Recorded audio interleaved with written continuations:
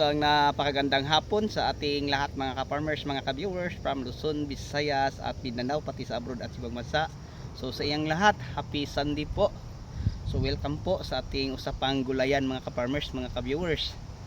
So sa hapong ito, ang ating pag-usapan ay patungkol po sa isang tanong. So napakagandang tanong po mga ka-farmers. Mas maganda na mabigyan natin ng kasagutan. So unang tanong mga ka-farmers sa hapong ito ay patungkol po sa aking ginagawang pagtatanim ng gulay. Unang tanong, may pera ba sa pagtatanim ng gulay? Ang sagot ko, meron. Paano ako nagkakapera? So yun po ang ating pag-usapan. Pangalawa, ano daw ang naipundar ko sa pagtatanim po ng mga gulay. Okay, so bago natin umpisahan mga ka-farmers, ang pagbahagi ko po ng kaalaman at saka paano ako kumikita at ano po ang naipundar. Unang-una, ako po ay magpapasalamat po sa lahat ng mga solid ko na mga subscriber na palaging inaabangan ang aking mga video tutorial. So sa hapon mga ka-farmers, hindi po ito video tutorial ang ating kwentuhan, kundi patungkol sa isang tanong kung may pera ba sa pagtatanim at saka ano daw ang naipundar ko sa pagpa-farming. So yun po ang magandang ating pag-usapan mga ka-farmer.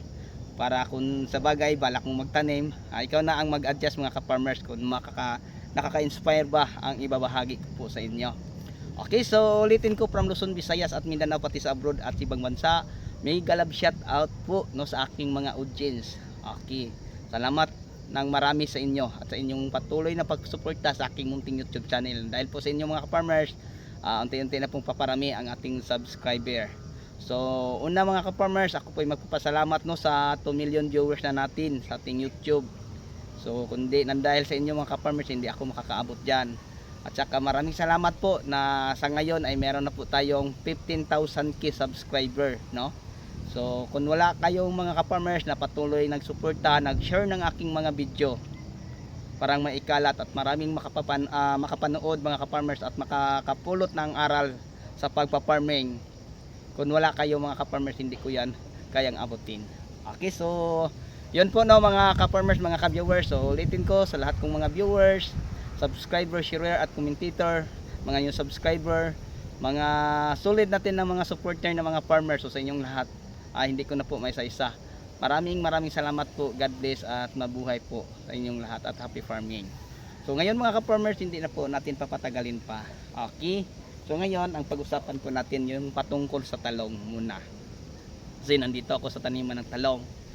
Okay, so mga ka-farmers, alam nyo, ang isang ektaryang talong ay naglalaman lang po ito ng 9,006 to 10,000 plus. Sa planting distance ko na 2 meter, no? Simula sa isang linya papunta sa isang linya, yun po ang 2 meters. Tapos ang rotoro simula sa isang puno papunta sa isang puno ay kalahating metro. Okay, kung meron akong isang ektarya, mga kapwa ko ka-farmers, kung halimbawa ay 2 meters, so ang halimbawa 100 meters papunta dyan, 100 meters papunta dyan, 100 meters. So kahit sa ang gilid 100 meters, kung gawin kong 2 meters, ang aking rotoro, meron akong 50 ka linya. Okay, so ang 100 meters pagkalahating metro ang tanim ko. So meron akong nasa, kung isagad ko nasa 200 kapuno. So 50 ka 200, so nasa 10,000. So hindi natin matawag siya mga ka-farmers na 10,000. Alam nyo ba kung bakit? Kasi magbigay tayo ng daan sa gitna, sa dulo, para kung halimbawa ay iikutin natin, so may madadaanan tayo. So yun po mga ka-farmers. So nasa 9,006 lang kapuno kasi ang ating planting distance ay half meter. So kung merong 100 meters, so 100 kung tag isang metro, dahil kalahating metro, di 200. Kung meron tayong isang sampung ay 100 meters, kung gawin nating 50 kalinya, so meron tayong 10,000. Dahil sinabi ko na maglagay pa tayo ng daan sa gitna, tapos sa isikadulo para hindi tayo mahirapan pag mag-iikutin na natin. So yun po mga ka-farmers ang laman ng isang hektarya. Ano ba ang mga kailangan nating ihanda para mas maganda malaman natin mga ka-farmers bago tayo kikita? Alam niyo mga ka-farmers, sa aking practice, ang isang hektarya ko pwede nasa mga 3 hanggang 4 katao. Ganito ang style, nagbabalag. Alam niyo ba kung bakit mga ka-farmers? kung hindi tayo maglagay ng kagaya sa akin, mga poste, magkabilaan, pwede naman mga ka-farmers. Pero pag ang talong mo ay lumago ng maayos, tapos tumaas ng pataas, tapos ang mga sangay nakaharang, mahirapan ka. So mas maganda may ganito mga ka-farmers kasi pag spray hindi ka mahihirapan, di ba? O napakaluwang oh. Pero dumating ang araw niyan mga ka-farmers kasi napatag-araw ta ngayon. Tapos ang ating talong ay palaging stress po sa yung nausok ang bulkan, yung aspal ay nakakasira po ng dahon. Pero ngayon maganda na ang kanyang recovery at saka marami na po tayong mga maliliit na bunga na ating napapansin. So yung mga nangingiti mga ka-farmers no, na makikita natin sa gilid, yon ay mga bunga na. So meron ng tag-5, no, tag-6 sa isang puno. Yun na po ang ating mga makikita. Okay, pasensya na po sa inyo ha. So yun po no mga kapwa ko ka-farmers. So ang isang hektarya mga ka-farmers, kung ganito ng style, mas maganda 3 no, tao. Pero pag halimbawa ay mag-harvest na, mas maganda 4. Kasi ang isang hektarya, kung mapatubo lang natin sila ng maayos o maganda, kaya din sila mag-harvest ng 3 tonelada hanggang 4 pag mag-heavy na sila. Subuko na po sa maraming beses ang ganyang kadaming harvest. Tapos mga kapwa ko ka-farmers, ang talong ay kaya ding mabuhay 1 taon o aabot pa ng 2 taon. Nagadepende sa location site na natataniman mo. Kung maabutan siya ng tag-init o tag-araw, kung meron lang malakas na source o supply ng tubig, kaya pa din niyang mabuhay ng 2 taon. Sa akin mga ka-farmers, ang nasubukan ko, yung nagtanim ako ng malaki na 6 na hektarya, nakaabot din siya 17 months old. So ganyan katagal mga ka-farmers now. So ang isang hektarya natin mga ka-farmers, share ko lang, sa loob lang ng 14 months, isang hektarya nakakuha na ako ng 48 tons. Ganyan ang nakuha ko, no? So kung isumada natin mga ka-farmers, kung meron kang 48 tons, tapos ang kilo ay kahit tag-10 lang, tag 10 pesos, magkano na ang kinikita mo? So malaki-laki na mga ka-farmers, di ba? Pero hindi din mga ka-farmers kasi may 35, may 25. Yun ang presyuhan namin dito sa Mindanao. Pero kung dito sa Batangas mga ka-farmers, napakaganda kasi dito lang ako nakasubok ng kilo ng talong na 170, no? Farm gate lang 170, 150, 170. Lalo na yung time na pagkatapos sa bagyong Iwan. Oh, ganyan kalaki mga ka-farmers. Tapos ang palaya, alam niyo ba kung magkano? 210 farm gate lang. Yung time na umabot sa 300 ang retail, no, sa Maynila, sa Marikina, ganyan kataas sa Alabang, sa Rizal, ganyan kataas ang retail price sa gulay yung pagkatapos sa bagyong Iwan. So ngayon mga ka-farmers, ang presyo hindi masyadong mataas, nasa 60 lang. Pero kung meron kang halimbawa 10 tonelada, magkano na? 600,000. Ang sa akin isang hektarya, dinidivide ko mga ka-farmers, sa amin ang isang hektarya kaya lang gumastos ng mga 120, makaka-harvest ka na ng marami. Pero siguro hanggang namatay sila, bawat hektarya nasa 220. So meron akong 48,000. 48,000 kilo sa isang hektarya. Iano natin mga ka-farmers ang 48,000. No, sa tag 20 lang magkano na? Malapit na mag 1,000,000, di ba? Kung nagasto ako mga 400, may kita. So totoong may pira po sa pagtatanim po ng mga gulay. No, kung meron mga 400, alam niyo ba kung bakit sinabi ko ang 400k? 400,000. Dahil pagkatapos makakaani tayo, nangangailangan pa po sila sa patuloy na pagbigay natin ng mga fertilizer, mga insecticide, fungicide at saka foliar. So yun po ang mga kailangan mga ka-farmers. So yung ating panggasto para sa kanila mga ka-farmers ay madagdagan pa. Kasi pag hindi natin sila bigyan ng pagkain mga ka-farmers, huhinto po sila no sa pagbigay ng bulak. Kaya sa akin ito palaki-laki na, merong maliit at meron namang kasunod. So pag hindi ko sila mabigyan mga ka-farmers, hindi yung bulaklak na to ay hindi na din buo kung tawagin natin ay mamaliit na mga bunga. So yun po mga ka-farmers no, mga ka-viewers, ang ma-share ko po sa inyo. So kayo na ang magkwenta kung ang isang hektarya ay presyuhan nyo ng 20. Yan ang nasabi ko sa inyo. Kung presyuhan nyo mga ka-farmers 50, ay malaki-laki na ang kinikita natin, di ba? Magkano na kaya kung tag 50 mga ka-farmers? Ay di nasa 2 milyon po ang kinikita natin sa isang hektarya. Tapos ang magasto natin ay nasa 700,000. So yun po no mga ka-farmers, kasi marami pang expenses, no? Marami pang expenses na madagdag dahil patuloy tayong mag-fertilizer, mag-spray ng fungicide, mag-spray ng insecticide kasi yun po ang pangunahing pangangailangan po. So i-apply lang po natin ang mga insecticide na synthetic, ang mga fungicide na synthetic kung kinakailangan. Kung wala mga ka-farmers, pwede ra mga organic. So yun lang po no, ang may share ko sa inyo patungkol po sa ating magasto sa isang hektarya. Dito mga ka-farmers, ang experience ko sa part ng Luzon, abot ng mga 160,000 ang ganitong balag. So yung 160,000 mo mga ka-farmers na ganito may balag, nakaka-harvest ka na ng mga 4 na bisis. So yung 4 na bisis mo mga farmers, kung maganda lang ang tubo, lalo na sa ang panahon ay maganda, kunting ulan, kunting init, ganyan, hindi katulad ngayon na init-init din, isang buwan na buti nga na ambon, pero yung ambon mga ka-farmers, hindi din sapat, no. So ito ano lang to, nakaasa lang sa ating dilig dahil mayroon tayong water pump na solar pandilig mga ka-farmers. So yun po ang ating ginagawa din, dinidiligan lang isang araw, halimbawa ngayon nagdilig, bukas hindi, sa sunod na araw ay nagdidilig. So yun ang aming ginagawa mga ka-farmers.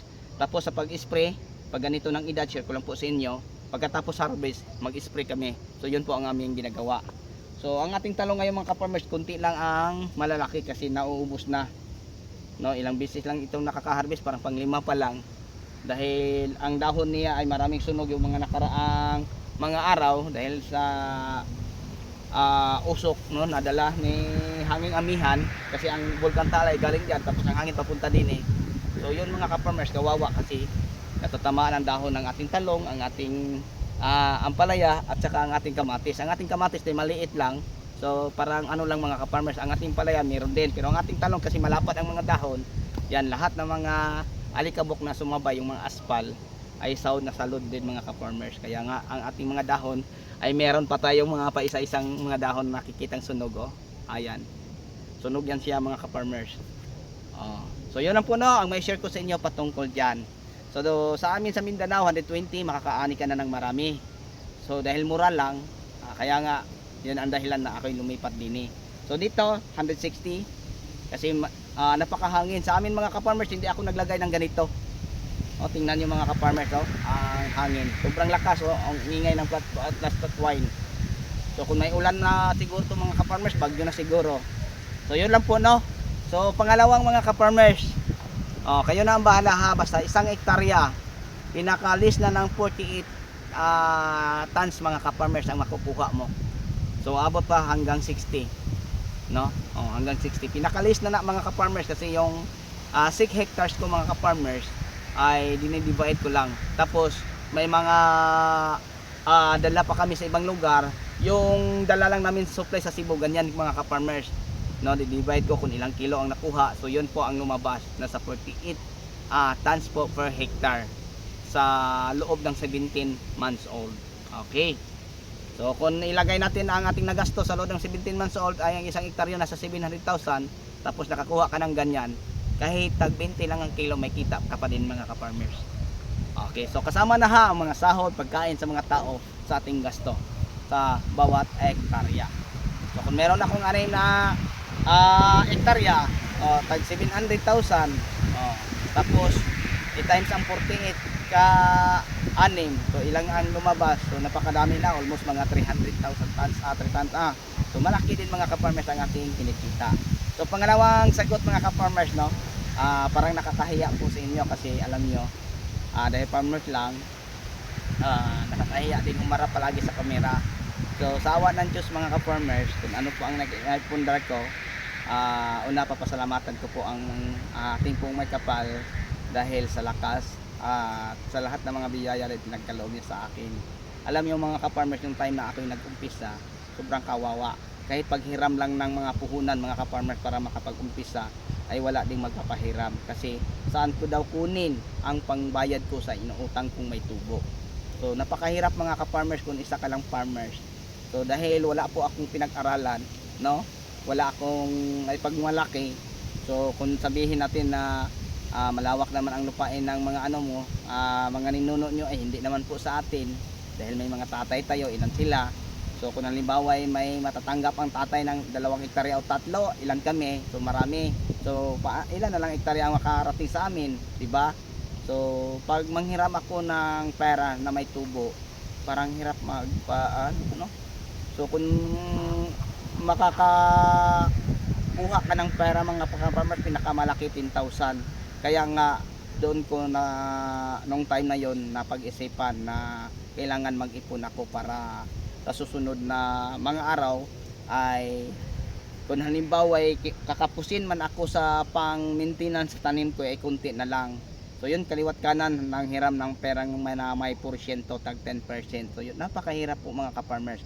So nag-umpisa ako sa ganyan na walang taong magtiwala sa atin kasi ang sabi nila ay saan daw nakukunin ang pangbayad sa inuutang ko sa kanila.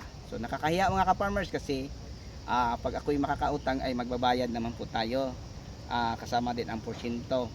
Basta may tama na po tayong usapan mga ka-farmers. So yun lang po na ma-share ko sa patungkol dyan ninyo sa inyo mga ka-farmers.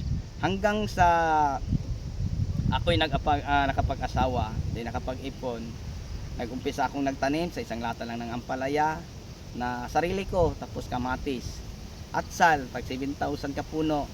O ako lang mag-isa mga ka-farmers ang nag-aalaga hanggang unting-unting pundar ako ng motor, ay naghanap na ako ng area sa kabilang bayan, ay nakakahanap ng 1 hektarya hanggang sa namimbro ako sa samahang ng mga magsasaka sa amin at makakahiram ng pera na may tubo na 1.5%, tapos ang malon namin mga ka-farmers ay 15k. So nag-member si Mrs. parang makakakalon kami ng 30k. So yun po no mga ka-farmers, dahil tumama ako sa tanim ko na 1,000 kapuno na ampalaya na magpitas ng tag 1,3, 1,4, 1,5 ganyan karami sa ating 1,000 plus kapuno na ampalaya, tapos ang kilo ay tag 12, ay subang tuwa ko na mga ka-farmers. Yung kumita ako ng 60,000, malaking pera na po noon mga ka-farmers. Then nagtanim na ako ng 1 hektarya. Yung time na nagtanim ako ng ampalaya na 1 hektarya, ang nakuha ko mga ka-farmers sa loob po ng isang taniman sa 1 hektarya na meron lang 3,003 kapuno, ay nakakuha tayo ng 27 tons ang 1 hektaryang ampalaya.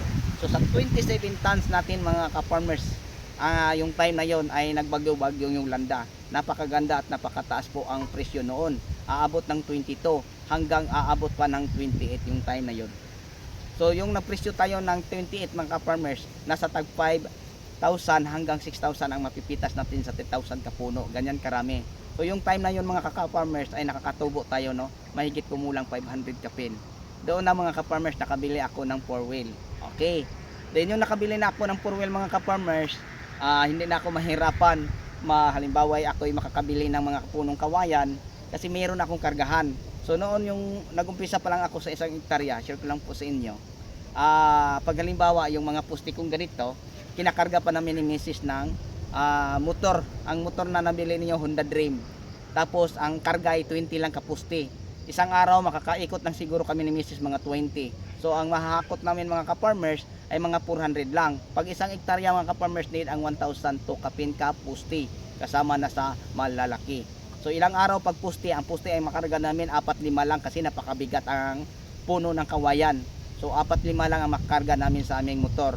Pagkatapos yung mga ka-farmers, kawawa si Mrs. kasi yung ganito niya ay parang nabugbog, no? Nagkakulay itim, kawawa, no? Si Mrs. Nawak kay Mrs.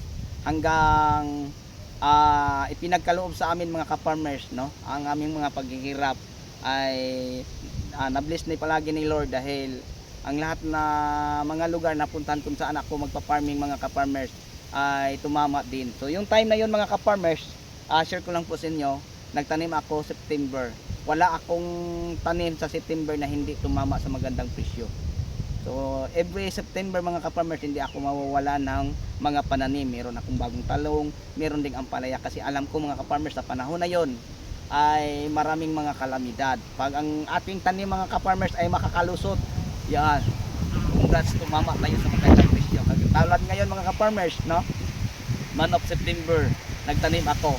Tapos nalasa si Bagyong Yuan. Ay yung nakasurvive ang tanim ko na talong at saka ampalaya. Pagkatapos mga ka-farmers, ay naabutan kong presyo 170. Ganyan kaganda ang sa talong. Ang ampalaya 210. So meron akong tag 1 tonelada sa ampalaya, meron din sa talong. So magkano ang kikitain ko sa bawat hampers. Mga 5 bisis mga ka-farmers, no? Ganyan ang inaabot ko. Kasi ang area ko ay kunti lang. So pakunti-kunti lang ang aking tanim. So yung kunti kong tanim mga ka-farmers, ilang araw ang sinasahuran, ilang tao, 12. So sa ganitong kalaki mga ka-farmers, 3 hectares, 12 ang tao ko, pinapakain pa. Ang sahuran araw-araw sa ngayon ay 500 pa. So yun po no mga ka-farmers, no? So kung yan ang ating maabutan na presyo, ay napakaganda. Tumama tayo sa maganda ang mga presyo mga ka-farmers. So yun lang no. So share ko lang no, sa inyo, ipapatuloy natin sa ating kwentuhan. Yung time na ako'y tumama sa 1 hektarya ng ampalaya, nakakatubo ng 500k. Doon ako nakakabili ng lote. Nakabili akong lote. Tapos mga ka-farmers, nasundan pa, nakakarinta ako ng 4 na hektarya. Tapos yung 4 na hektarya ay tumama din, no? Tumama din ang ating tanim na talong at saka sa ampalaya. Kasi sa amin sa lugar sa probinsya sa Mindanao ay walang bagyo, normal lang ang panahon. So, yun po mga ka-farmers, araw-araw tayo nakapag-harvest. Ayan, sabay nating binili yung mga ka-farmers ang ating SUV at saka yung ating mini elf yung time na yon. Tapos ang bahay ko natapos no sa ano lang. So ang naipundar ko mga ka-farmers sa pagtatanim po ng gulay, nakabili ako una ng lote, tapos nakapagpatayo ako ng sariling bahay. 2 beses na ako nakapagpatayo ng sariling bahay, tapos nakabili ng mga sasakyan. So yun po ang mga naipundar ko mga ka-farmers. At sa ngayon naman na ako'y lumipat dito mga ka-farmers, ganun pa din no.